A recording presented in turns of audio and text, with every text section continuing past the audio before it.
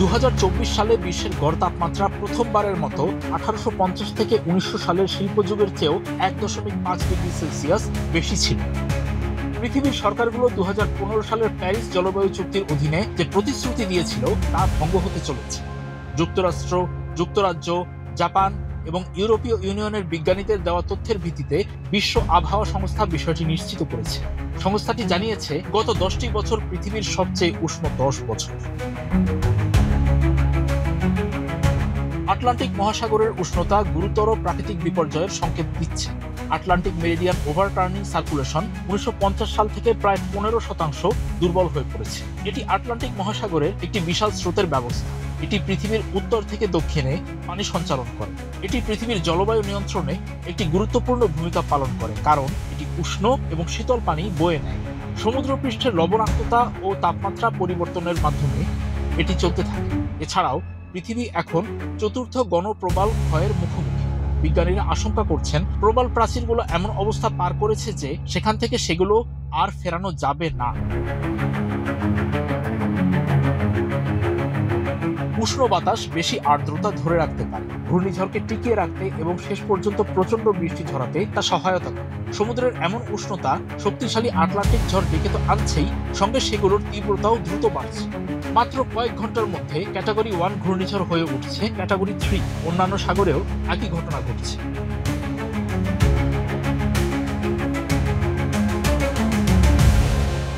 Global warming এর ফলে ভূখণ্ডের জলপথগুলো শুকিয়ে যাচ্ছে, বন জঙ্গল থেকে আর্দ্রতা হারিয়ে যাচ্ছে। ফলে পশ্চিম আমেরিকা ও কানাডা থেকে দক্ষিণ ইউরোপ এবং রাশিয়ার সুদূর পূর্ব পর্যন্ত বিশাল ও ভয়াবহ দাবানল দেখা দিচ্ছে। এক্সট্রিম মশার কয়েল প্ল্যান্ট ফাইবার দিয়ে তৈরি, ডেঙ্গু, চিকুনগুনিয়া বাহি সহ যে কোনো মশার বিরুদ্ধে দেয় এক্সট্রিম সুরক্ষা। 1950 সালের পরের সময়ে 2024 সালে অ্যামাজন বন সবচেয়ে খারাপ আর সবচেয়ে ব্যাপক খরার কবলে পড়েছিল। নদীর পানির স্তর সর্বকালের সবচেয়ে নিচে নেমে গিয়েছে। দাবানলে রেইন ফরেস্ট ধ্বংস হয়েছে। 2050 সালের মধ্যে অ্যামাজনের 10 থেকে 47% জলবায়ু পরিবর্তনের ফলে তাপ এবং খরার সম্মিলিত চাপে পড়বে। অন্যান্য হুমকি তো থাকবেই। অঞ্চলটি ধীরে ধীরে সাভানার মতো বালুময় হয়ে উঠবে বলে আশঙ্কা। বনভূমিগুলো আগের চেয়ে বেশি কার্বন ডাই অক্সাইড শোষণ করতে পারছে না। এর মূল কারণ অ্যামাজনের খরা আর কানাডার দাবানল। মানুষের জন্য ক্ষতিকর ওই গ্যাসে বাতাস ভারী হচ্ছে। পৃথিবীতে আমরা যে অতিরিক্ত উষ্ণায়ন ঘটাই তা জলবায়ুর উপর আরো খারাপ প্রভাব ডেকে আনছে। ইম্পেরিয়াল কলেজ অব লন্ডনের জলবায়ু বিজ্ঞান ও নীতি বিভাগের অধ্যাপক জোয়েরি রোগেলস এমনটিই মনে করেন। পরিস্থিতির অবনতি যে আর ঠিক করা যাবে না তার প্রমাণ হিসেবে তিনি প্রজাতির বিলুপ্তি এবং বাস্তুতন্ত্রের ক্ষতির কথা উল্লেখ করেছেন। সমুদ্রপৃষ্ঠের উচ্চতা বেড়ে যাওয়াকে রোগেলস এমন একটি প্রভাব হিসেবে তুলে ধরেছেন যা আরো খারাপ হতে থাকে।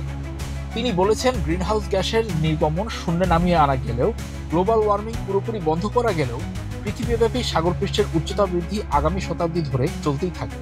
এটি এমন স্তরে বন্ধ করতে হবে যা এখনো আমাদের কিছু উপকূলকে সুরক্ষিত রাখে।